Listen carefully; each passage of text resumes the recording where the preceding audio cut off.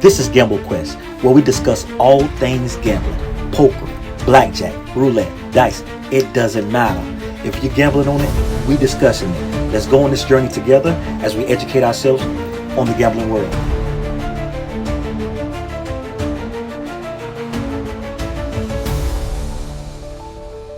What's up, everybody? This is Emmanuel at Gamble Quest, and today we're going to be talking about gambling in prison. We're going to be speaking with my cousin Reggie. He is a collection supervisor here at the city of St. Petersburg. And first thing I want to say is it's not about where you start in life, it's about where you finish. And first thing I want to say, cuz, is thank you for coming. Thank you for taking time out your day. I really appreciate you, man. Yeah. I know you're busy. I know you're really busy with the family and work. So, cuz, how long were you in prison? A little over 5 years. 5 years. And what were some of the places you was at?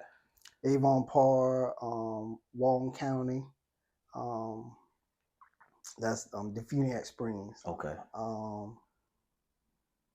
Everybody go through. If you're in Central Florida, you're gonna go through OCI. Mm-hmm. That's a reception center for Central Florida. Mm-hmm. And so then from there, because I went to the Panhandle, 9 times 10 you're gonna stop at Butler. Mm-hmm. Stop in Butler.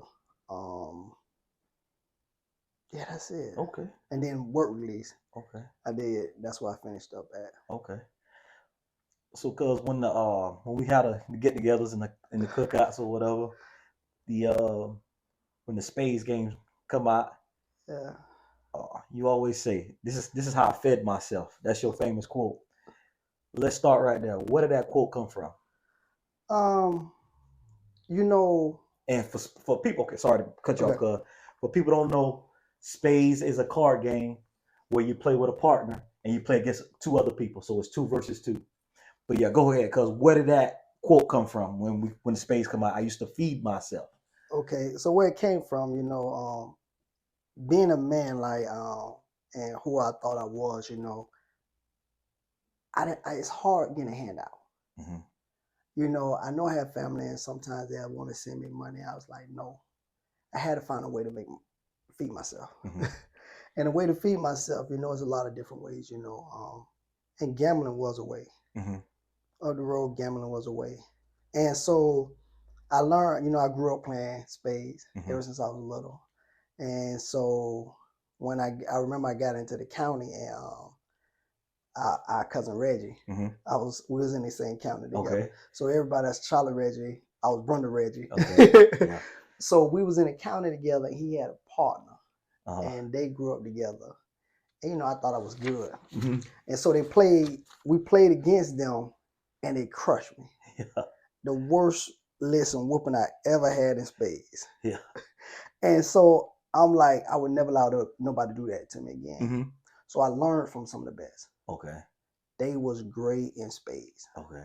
And so when I went up the road, I kept, my craft, I kept making it better and better and understanding how to count the cards, looking at everything. Mm-hmm. Just like in poker, mm-hmm. you could see what facial expression, what people's hands is. So I was able to understand because I love people, I love the mind.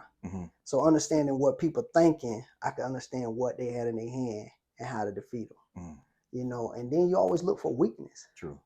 So I look for the weakness. So, I was a talker. Yeah. And I taught people out their game. Yeah. So, going back to the answer to that question, I had to feed myself. Didn't want nothing from my family, didn't want them. They had a life to live.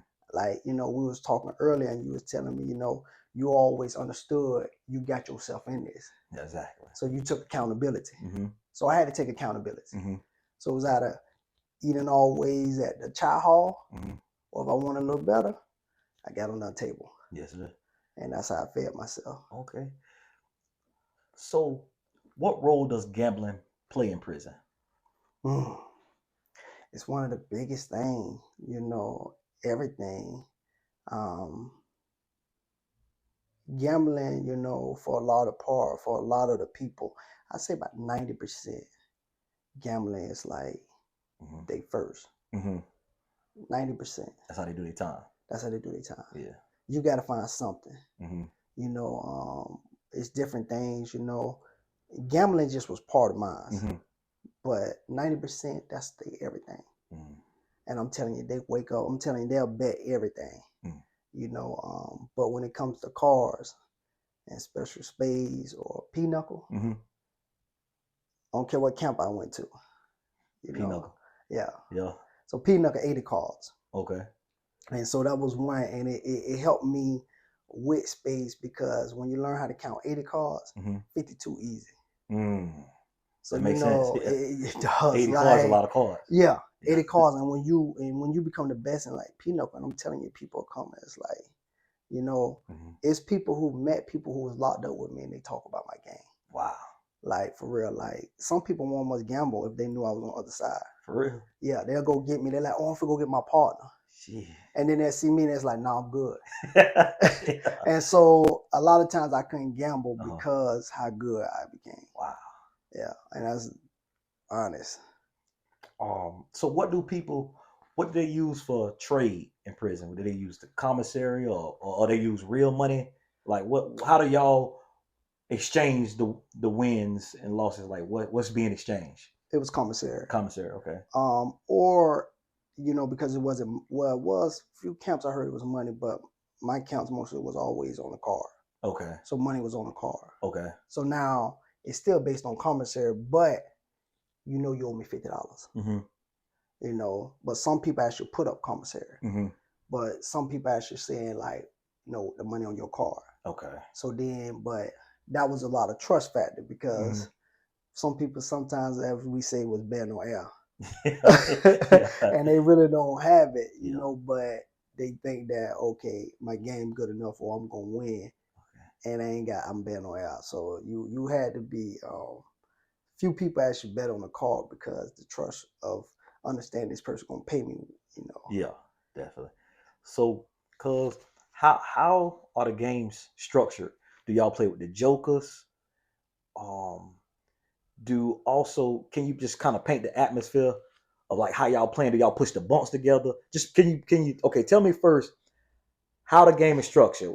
Do y'all play jokers or ace high? Like, can you go into that when y'all play in prison? Well, it's different ways. Okay. But if you playing with us, it's like it's no, like as we say, no crushes. So there's no crutch. Okay. Ace high. Okay, ace high.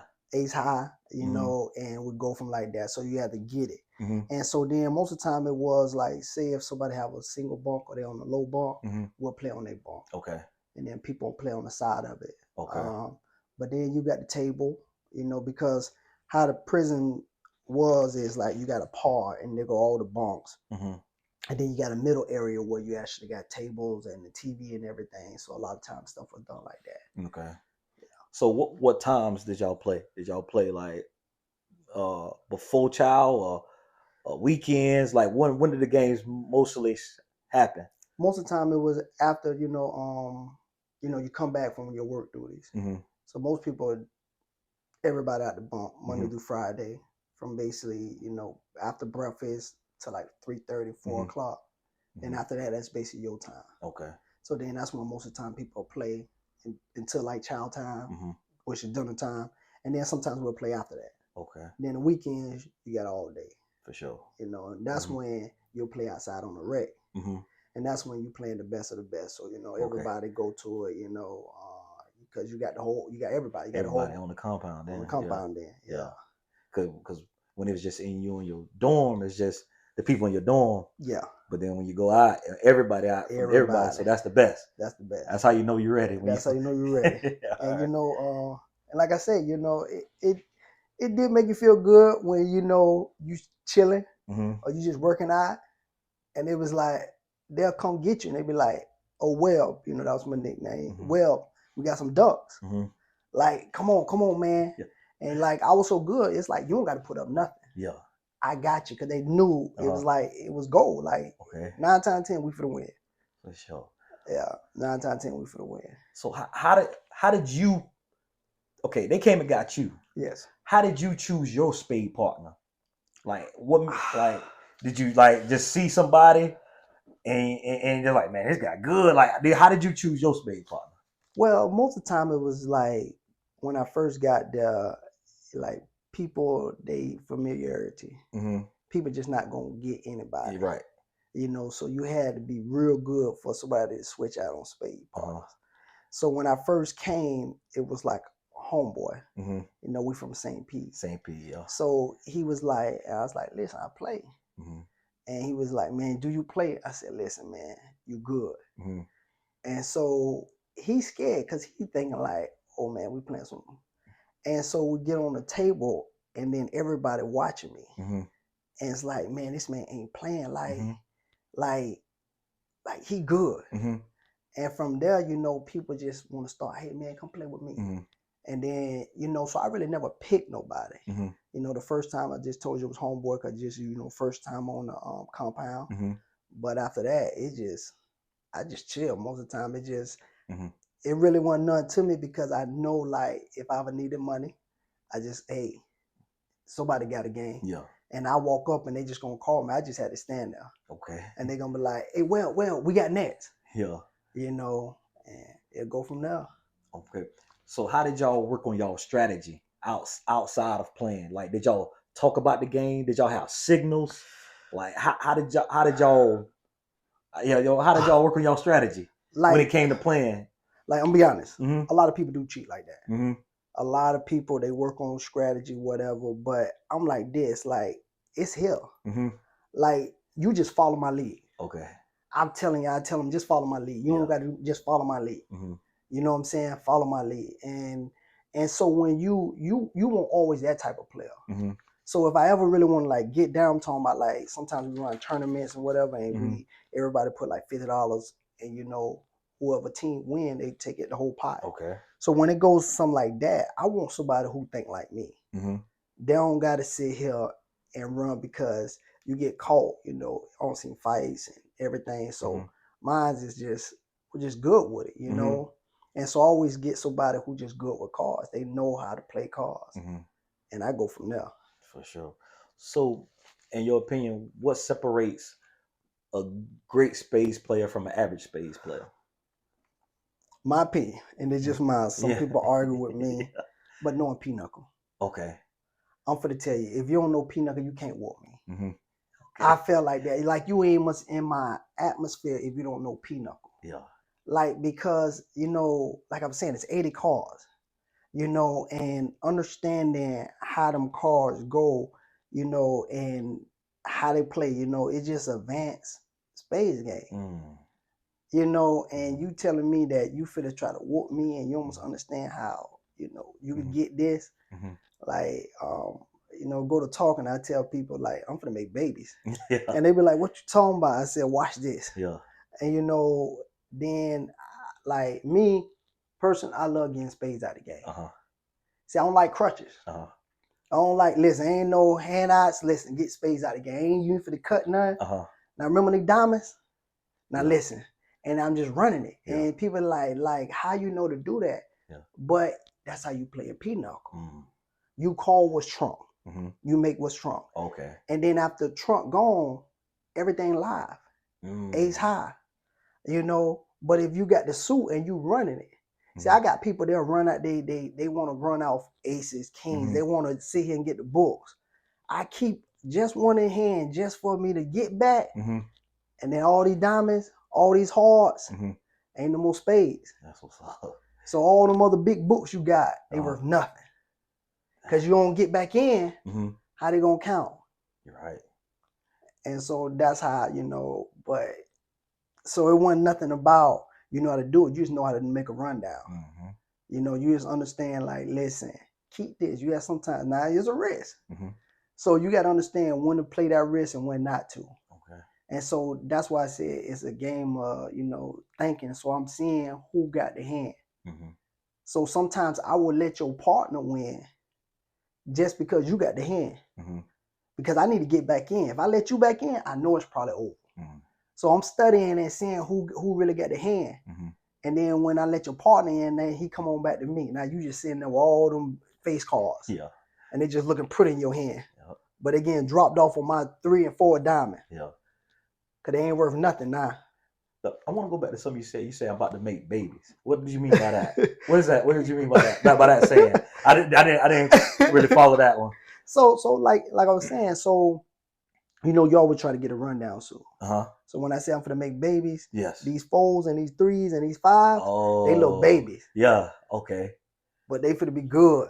Oh, I'm making babies because they come in them suit coming to me about babies.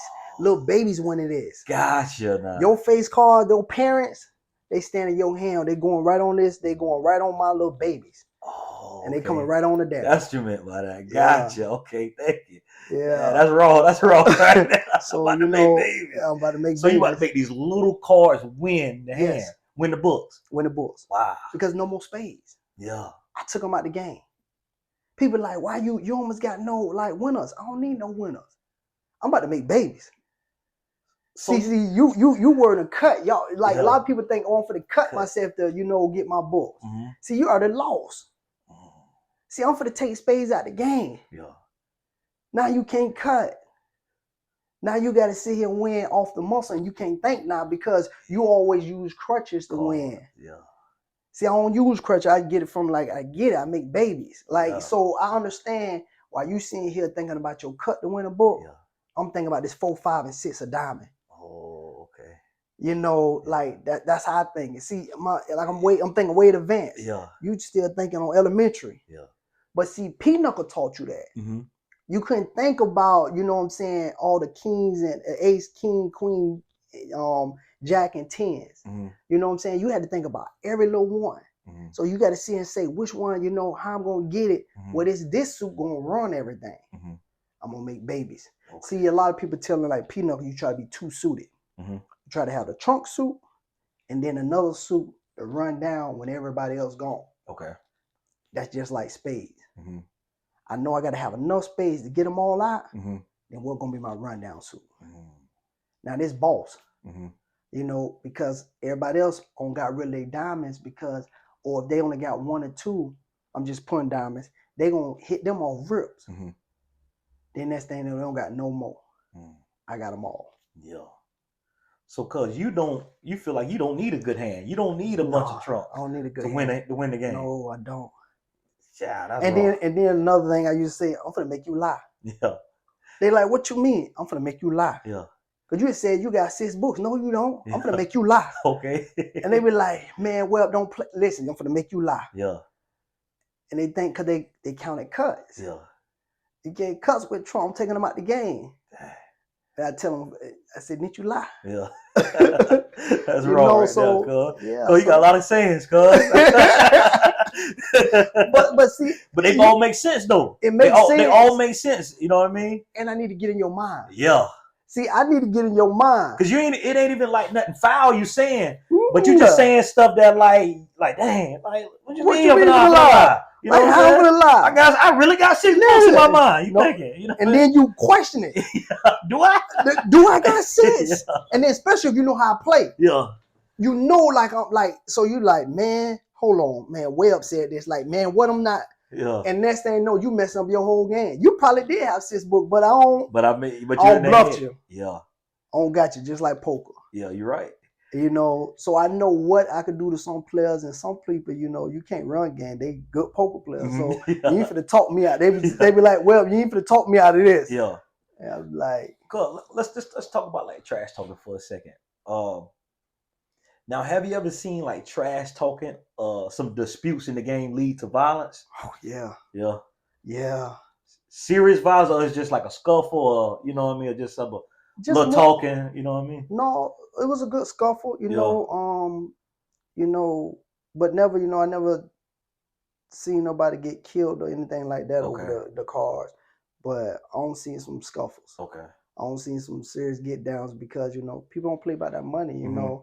And just how I was thinking. That's why I didn't, cheat. Mm-hmm. Because first of all, I felt like I didn't need to. Mm-hmm. But then second, because I'm seeing just a little thing, I'm telling you somebody on Snap, and next thing you know, you be like, man, mm-hmm. Was it really worth it? Yeah, true. True. And to me, it's never. Mm-hmm. But yeah. For being a good gambler or a good space player in your own right, is there a level of respect in prison when people see you? Mm-hmm. Stuff? Yeah. Yeah. Okay. Yeah. And that, but that's in everything, just in life period. When you good in something, people gonna respect you. Mm-hmm. You know, you don't got to be a good person, but just because you're good at something, people gonna respect you. Two different things. Two different a good things. person and good at a craft is two different things. It is, but most people don't see it that way. Most people, you know, give people respect just because they're good at something. And you be like, but that's not a, you know. So one thing I always, like I told you, you know, playing spades, playing cards was just a small part of me, especially when I was in prison. You know, me as being a good person. So more of my respect was just who I was. You know, they knew if like you ever wanted to talk to somebody, you know, go holler at Will. You know, was always supposed to be a little smart. So if it was even talked about law cases, people come to me, you know, helping them out with classwork, because some people took class, you know, because it was like you were saying earlier, it was just all about making the best of the time I had. You know, I wasn't going to let time do me. I was going to do time. And so I always, it was just a part, just like, you know, making sure I wasn't locked up again, you know, caught up in the system. So, because I always said to myself, this is going to be the first and last. I ain't coming back to this place. For sure. So a lot of my time was reading. You know, I read a lot, you know, because I always say in life, no matter what you do, if you allow something to mentally get you, that's when the worst thing. True. So I never let prison mentally get me. So my respect was on so many different levels. You know, it wasn't just, you know, he was a good card player, but you know, just a good person. Like we were saying, it's two different things. So I try to be a good person. You know, be a helping hand. You know, anytime anybody need anything, it's like, hey. And I think too, when people hear somebody been to prison or somebody's in prison, I also think that they automatically think like this person is a menace for, you know, for a goon or a thug. But there's some really good people in prisons that have just made a bad decision. Yeah. Yeah. And you just don't know how true that is. So, you know, being a supervisor, you know, I deal with some people that never actually been around people like this. Yeah. And so their idea of what a person being in prison is that menace. Yeah. Yep. And so they be going, they be talking, they be like, yeah, and people just, you know, especially we'll be on the interview process. I'm just say like this, and it's like, man, he been in prison a lot of times. Like, man, I don't know, he been in prison. I tell them, you know, I've been in prison. Yeah. And they be saying, stop joking, Reggie. Yeah. It's like, no, I have. Yeah. And you know, a lot of times I throw out my DC number because that's something that you'll never forget. Yeah, because you said so much. You said so much. So I'm like, yes, S09257. Yeah. And it was like, and now it's shame. You know, and they was like, wow. They was like, how much time you did? I tell them, you know, I tell the whole truth. I said, first of all, I got sentenced to 20 years. You know, I was able to, you know, go stay in a law library, got 14 years knocked off. I did a 6-year sentence, did 5 years and some change. And they'll say, I never thought that. I said, no. I said, I know. So don't always just judge a person just because they've been to prison. True. And you see the facial expression, you know, like just shock and just like, you know, but yeah. And you know, a lot of people say, but you're so good. And you know, but good people, like you say, make that one mistake and it could cost you a lot. It could cost you a lot. Now, cuz, do you think that just going back to the game of spades, do you think there's something in spades, like the strategy they're thinking about the cards and the numbers of the card? Do you think that you can apply something that to the outside life? Did it ever help you with something in the real world, in the outside life, as far as strategy and things like that? Yeah. Because like I was saying, you know, never judge a hand by what you see, what you're gonna make of it. So when stuff get hard on me and it seems like, oh, I can't make the best of it, I think about them days in spades and I'm like, man, listen, you don't have worse hands. You made something out of it. So why can't you do it now? So you know, I think about, you know, David in the Bible, and he went against Goliath. So you probably had a better hand. You probably be bigger than me. You probably be stronger than me.